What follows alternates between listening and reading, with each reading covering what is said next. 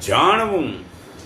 હું એમ નથી કહેતો કે તમે આ બધું જે કાંઈ જાણો છો તે ભૂલી જાઓ, પણ હું તો એમ કહું છું કે તમે જે નથી જાણતા એવું તે તમારું મૂળ સ્વરૂપ પરમાત્મા તત્વને જાણો. તે સત્ય વસ્તુને જાણશો એટલે અસત્ય આપોઆપ જ ભૂલાઈ જશે.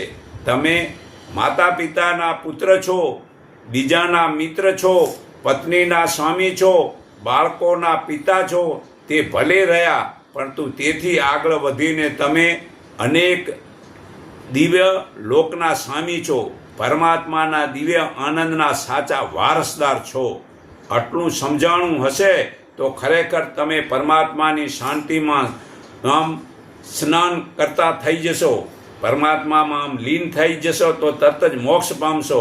તમે પરમાત્માના તેજ હોવા છતાં અને તમે તે બધાની વચ્ચે છો એવું તમને સતત ભાન રહેશે.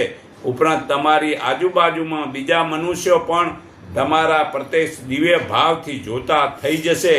તમે જ્યાં જ્યાં જે દ્રશ્ય જોશો તેમાં ફક્ત પરમાત્મા જ દેખાશે.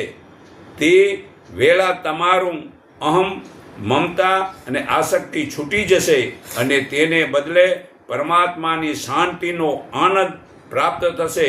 તે માટે વધુ શ્વાસોશ્વાસના અભ્યાસથી તે તમારામાં પોરાયેલા ચિત્તવાળા ભક્તોનું હું સવાય મૃત્યુરૂપી સંસાર સાગરથી તુરત જ ઉદ્ધાર કરું છું. આ ગીતા અધ્યાય 12 શ્લોક 7માં પુરાવો છે.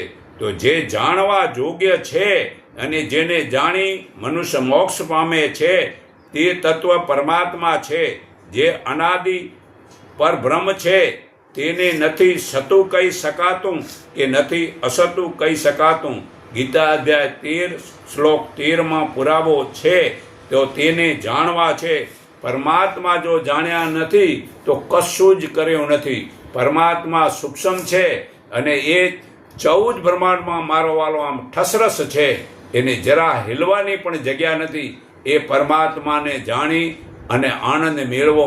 મારા ભાઈઓ, આ પરમાત્મા પ્રાપ્ત કર્યા વિના આવો 84 લાખ જોનીમાંથી વાર મતલબ કે મનુષ્ય અવતાર મળ્યો છે તે નહીં મળે. માટે પરમપિતા પરમાત્માને જાણો તો જ તમે મતલબ કે જે છે ને મુક્તિ મેળવી શકશો.